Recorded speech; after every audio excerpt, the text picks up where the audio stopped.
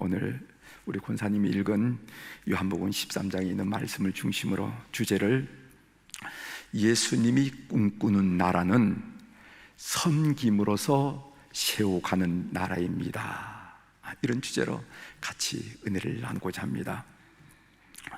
때때로 우리가 신앙생활을 하면서 인생을 살다 보면은 기독교의 가치관과 이 세상의 가치관이 충돌할 때가 많이 있어요.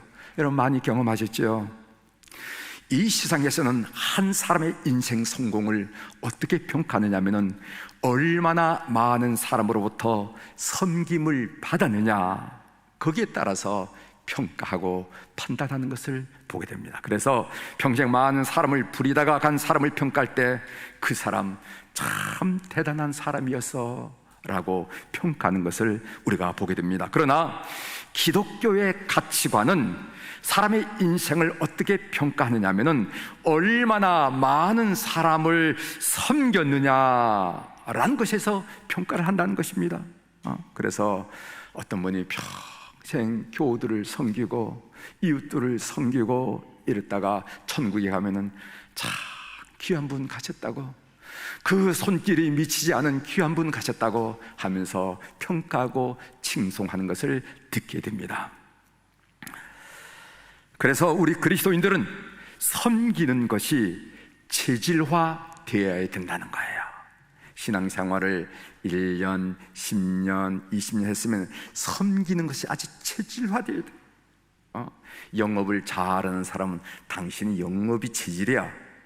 군대 생활을 잘한 사람에게 당신은 군대가 체질이야, 뭐 이렇게 이야기하는 것처럼 우리 그리스도인이란 이름을 가진 우리 성도들은 어느 자리, 어떤 공동체, 어느 순간에는지 섬기는 게 체질이 돼, 체질화됐어. 저분은 섬김이 체질화된 분이다, 이렇게 평가받아야 된다는 것이죠. 오늘 본문의 말씀이 이 사실을 우리에게 가르치고 있습니다. 오늘 또 요한복음의 말씀을 이어가려고 합니다. 유대 땅은 건조하여 먼지가 많습니다. 그들은 오늘로 말하면 슬리퍼 같은 그런 신발을 신고 다녔어요. 그러니까 발은 항상 먼지 투성이죠. 따라서 그들에게 집 안에 들어가기 전에 또는 식사를 하기 전에 발을 씻는 그런 풍습이 있었습니다. 관습이지요. 그들 보통 발을 씻길 때 보면 종이 주인의 발을 씻기거나 제자가 스승의 발을 씻기거나 아랫사람이 윗사람의 발을 씻기는 것이 보통 관습이었습니다. 그런데 오늘 예수님은 스승이시고 주님임에도 불구하고 몸소 겉옷을 벗으시고 수건을 가져다가 허리에 두르시고 대야 물을 담아서 제자들의 발을 씻겼다 하는 내용을 오늘 본문을 통해서 읽을 수가 있습니다. 예수님이 십자가를 지시기 전에 제자들의 발을 씻기신 이유가 무엇일까? 여기서부터 한번 말씀을 좀 진행해 보려고 합니다. 교회란 그리스도인들의 모임입니다. 여러분, 그리스도인들이라는 게 도대체 누굽니까? 그리스도인이라는 것은 단순히 교회에 출석하는 사람을 보고 그리스도인이라고 말하는 것이 아니라 예수 그리스도를 따르는 사람을 보고 그리스도인이라 이렇게 말하지 않겠어요? 그리스도인은 예수님이 하신 말씀, 예수님이 사신 삶을 그들의 인생의 최고의 기준으로 여기고 최고의 모범으로 여기면서 예수님의 그 삶을 따라가는 그런 존재들, 그 존재가 바로 그리스도인이 아니겠냐 이거죠. 그리스도인들은 예수님께서 귀하게 여기신 것을 귀하게 여기고 예수님께서 하찮게 여기는 것을, 이 세상이 아무리 대단하다고 호들갑을 떨더라도 하찮게 여기면서 그런 가치관을 가지고 살아내는 존재들 보고 그리스도인이라 이렇게 말할 수가 있을 것입니다. 그렇다고 한다면 예수님이 도대체 어떻게 사셨습니까? 예수님의 삶을 한마디로 정의하면 섬김의 삶을 사셨습니다. 예수님은 당신을 따르는 우리도 그렇게 살길 원하시고 기대하시고 오늘 또 바라고 계세요. 그렇기 때문에 십자가 죽음을 하루 앞둔 그 긴박한 날 그 밤에도 유언처럼 직접 본을 보여주신 것입니다. 삶이란 이렇게 사는 것이 진짜 삶이야 그의 삶은 겉보기에는 대단해 보일지 모르지만은 시간이 지나면 다 허무할 뿐이야. 내가 많은 얘기로 가르쳤지만은 아직도 내 마음속에 미흡함을 엮여서 이렇게 본을 보인다, 눈여겨보거라 하면서 제자들 향해서 마음으로 호소하면서 그 일을 본을 보이지 않았는가 이렇게 여기십니다. 사실 섬김의 삶이라는 것은 이 세상의 가치와는 정면으로 충돌하는 삶입니다. 이 세상 나라는 내가 살고 남을 죽이는 나라입니다. 이 세상 나라는 강한 자가 약한 자를 누르는 것을 보고 그 사람이 능력 있다, 능력을 가진 자라 이렇게 평가하는 세상이 바로 이 세상 나라입니다. 그러나 예수님이 꿈꾸는 나라는 내가 죽고 남을 살리는 나라입니다. 예수님이 꿈꾸는 나라는 내가 낮아져서 남을 섬기는 나라입니다. 내가 높아져서 남을 무릎 꿇리려 할 때 세상은 우리를 대항합니다. 그러나 내가 낮아져서 남을 섬기려 할 때는 놀랍게도 세상은 나에게 무릎을 꿇는다는 것을 우리가 신앙 여정 속에서 많이 경험하지 않습니까? 본문에서 예수님은 어떤 표현으로 섬김의 삶을 강조했는지 한번 좀 살펴보려고 합니다. 예수님은 섬김의 삶을 이야기할 때 어떤 표현을 쓰셨을까? 첫 번째로는요, 섬김의 삶을 살지 않으면은 예수님과는 상관이 없다, 이런 표현을 쓰셨어요. 8절을 읽어드리겠습니다. 베드로가 이르되 내 발을 절대로 씻지 못하시리이다. 예수께서 대답하시되 내가 너를 씻어주지 아니하면은 내가 너와 상관이 없느니라, 이렇게 말씀하셨어요. 베드로가 제자들의 발을 씻어주는 예수님의 모습을 물끄러미 바라보다가 자기 차례가 되었습니다. 자기 차례가 됐을 때 베드로가 무슨 말을 했냐면은 내 발을 절대로 씻기지 못합니다, 이렇게 거부했어요. 그것은 스승인 예수님이 제자인 자기 발을 씻어서는 안 된다라는 그런 겸손의 의미라기보다는, 이제까지 다 그렇게 해석했죠. 겸손의 의미라기보다는 제가 볼 때는 내가 다른 사람의 발이나 씻어주는 그런 일을 하려고 모든 것을 포기하고 예수님을 따른 것이 아닙니다. 내가 꿈꾸는 나라는 그런 나라가 아닙니다 라는 의미라는 거예요. 여러분 생각해 보십시오. 그 당시의 풍습과 관습은 아랫사람이 윗사람의 발을 씻겼습니다. 종이 주인의 발을 씻겼습니다. 제자들이 스승의 발을 씻겼습니다. 그런데 예수님이 그 짓을 하고 있거든. 그러니까 베드로가 가만히 보다가 내 발을 씻기겠대, 못 시킵니다. 그 말의 의미는 뭐냐면, 나는 내가 꿈꾸는 나라는, 내가 지향하는 나라는 그런 나라는 아닙니다, 그런 나라는 아닙니다 하고 거절했다는 거예요. 그때 예수님이 대답하신 말씀이 8절에 나오죠. 8절 하반절 제가 읽어드리겠습니다. 내가 너를 씻어주지 아니하면은 네가 나와 상관이 없느니라. 여기서 상관이 없다라는 말은 무슨 뜻인가 하면은 상속을 나누지 못한다는 뜻입니다. 즉 내가 꿈꾸는 나라는 내가 꿈꾸는 나라와 번지수가 다르다는 거예요. 베드로가 꿈꾸는 나라는 예수님이 꿈꾸는 나라와 전혀 비슷하지 않은 거예요. 우리가 신앙생활 하면서 이 섬김의 삶을 살지 않으면은요, 예수님과 번지수가 다른 삶을 살았다는 것을 꼭 기억하셔야 됩니다. 두 번째, 예수님은 어떻게 말씀하셨나요? 두 번째로 예수님이 섬김의 삶을 살지 않으면은요, 잘못된 삶을 사는 것이다, 이렇게 말씀하셨습니다. 14절입니다. 제가 읽어드리겠습니다. 내가 주와 또는 선생이 되어 너희 발을 씻었으니 너희도 서로 발을 씻어주는 것이 옳으니라. 옳다고 말씀하셨어요. 즉 섬김의 삶을 사는 것은 성도로서 바람직한 삶이라, 이렇게 말씀하지 않았습니다.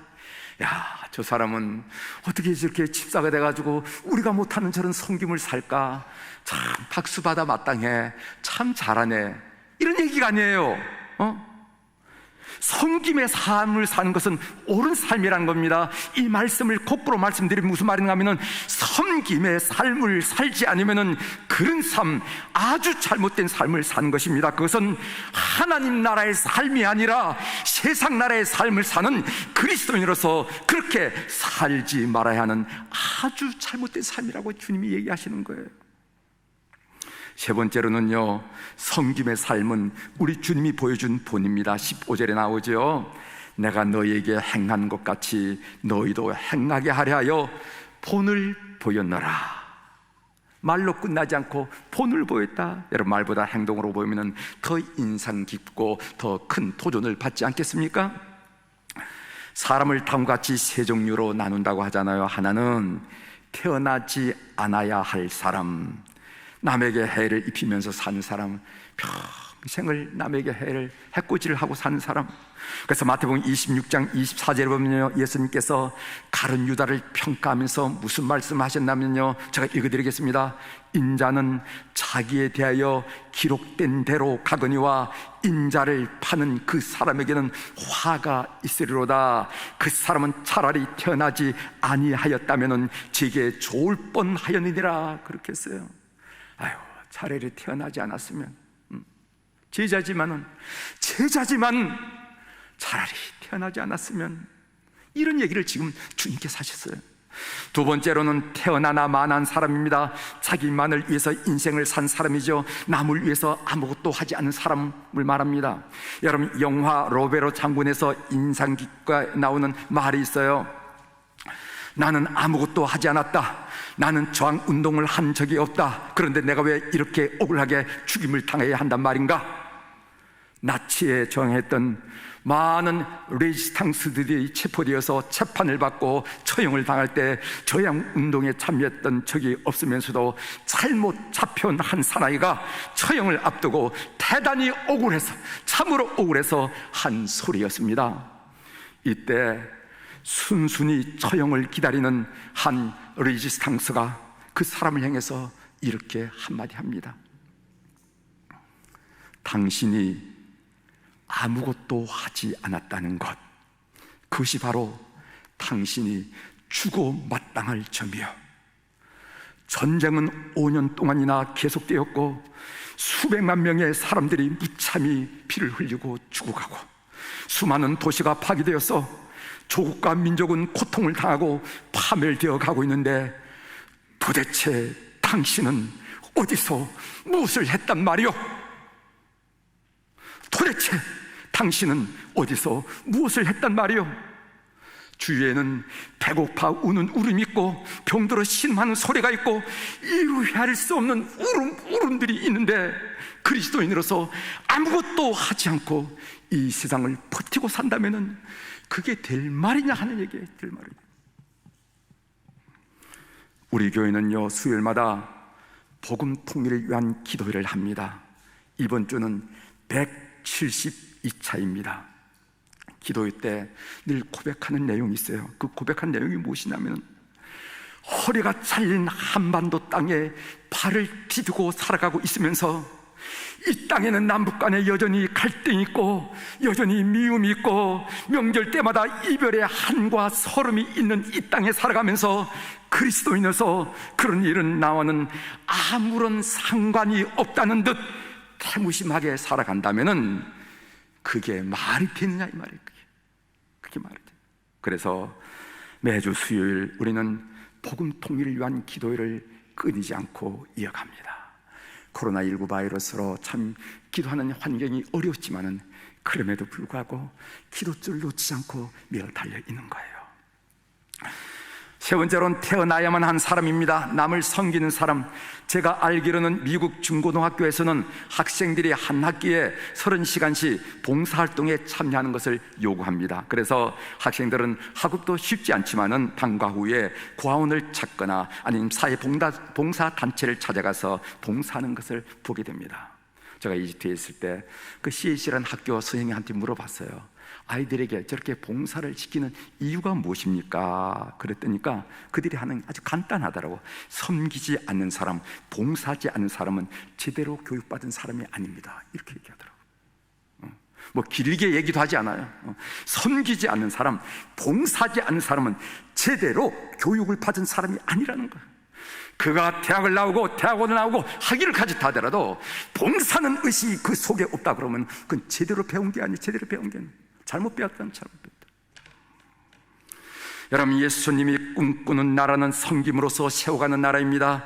그것을 가르치기 위해서 예수님은 친히 나와는 상관이 없다라는 표현도 쓰시고, 그게 옳다라는 표현도 쓰시고, 너희에게 본을 보였다 하는 그런 표현을 쓰시면서 강조하셨음을 우리가 본문을 통해서 보게 됩니다. 그러면은 섬기자면은 어떻게 해야 합니까? 실천적인 의미로서 한번 생각해 보려고 합니다. 제가 어제 설교를 준비하면서, 지난주 설교를 준비하면서 타이핑을 치면서 나는, 너는 자꾸만 되물었어요. 저도 자신이 없습니다. 그러나 제가 묵상한 내용을 여러분들과 함께 드리면서 함께 이런 삶을 살아내보자고 제가 말씀을 드리는 거예요. 첫 번째로, 섬기는 삶을 살자면은 머리를 숙이라는 거예요. 머리를 숙여라. 내가 남의 발을 씻는다고 상상해 보십시오. 남의 발을 씻으려면 적어도 내 머리를 남의 발 가까이까지 숙여야만 합니다. 그렇지 않으면 제대로 씻을 수가 없습니다. 그렇다면 머리를 숙인다는 말은 무슨 말입니까? 그것은, 머리라는 것은 자존심을 나타냅니다. 그래서 뺨을 맞으면은요, 그렇게 아프지는 않지만은 속이 많이 상하고 자존심이 많이 상해요. 왜? 자존심을 건드렸기 때문에 그렇습니다. 이 자존심을 깨뜨리고 버려야만 제대로 된 섬김의 삶을 살 수 있다는 것입니다. 봐라, 이렇게 하는 거예요. 그런데 이상하게도 우리 그리스도인들이 이 자존심 때문에 뭔가 제대로 안 돼요. 잘 하다가도 이 자존심만 건드리면은요, 사시나무 떨듯이 팍 떨고 얼굴이 울그락불그락 변하고, 내가 언제 그래난 듯이 정색하고 돌아서는 교우들을 많이 본다는 거예요. 목회 40년을 하는 동안에 자존심을 버려야 남을 섬길 수 있다 하는 것을 예수님께서 제자들의 발을 씻기면서 그 고개를 숙이면서 우리들에게 본을 보여주셨어요. 두 번째로는요, 남의 발을 쌓아 안아라는 겁니다. 다른 사람의 발을 씻는 그림을 다시 한번 여러분 상상해서 그려보시길 바랍니다. 남의 발을 씻으려면 남의 발을 내 가슴에 끌어안아야 됩니다. 그렇죠? 그런데 발이라는 신체 부위 중에서 가장 더러운 부분이 아닙니까? 길거리에 온갖 먼지는 다 뒤집었습니다. 발에 땀이 차면 지독한 냄새를 풍깁니다. 이런 남의 발을 내 가슴에 쓸어 안아야만 씻을 수가 있다는 거죠. 무슨 뜻입니까? 무슨 말씀을 하시는 거예요? 남의 약점, 남의 결점, 남의 단점, 남의 실수, 남의 상처, 남의 과거, 발냄새처럼 퀴퀴하고 지저분한 것을 눈 딱 감고 귀 딱 막고 코 딱 막고 용납해야만 비로소 섬길 수가 있다는 거예요. 여러분, 예수님께서 제자들의 발을 씻길 때 가룟 유다의 발은 씻겼을까요? 씻기지 않았을까요? 하나 둘 셋 넷 12명 씻기는데 가룟 유다의 발은 씻겼을까요? 안 씻겼을까요? 씻겼지요. 여러분, 가룟 유다가 어떤 사람입니까? 스승인 예수님을 팔아버릴 교육을 마음에 공고하게 품고 있던 제자가 가룟 유다였습니다. 그럼 예수님이 그런 가룟 유다의 마음을 알았을까요? 몰랐을까요? 알았지요. 그렇지만 주님은 그런 유다의 발을 씻었어요.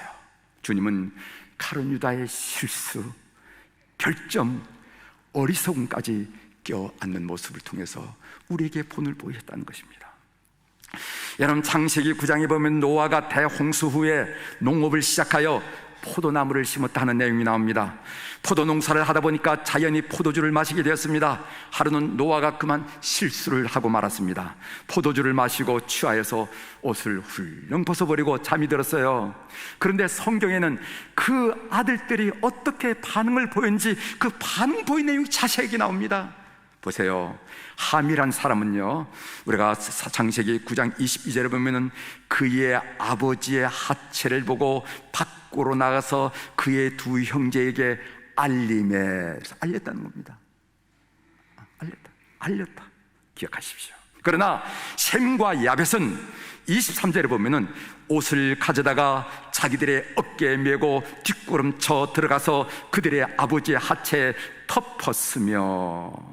덮었다 하는다. 여러분, 그 결과가 어떻게 된지 아십니까?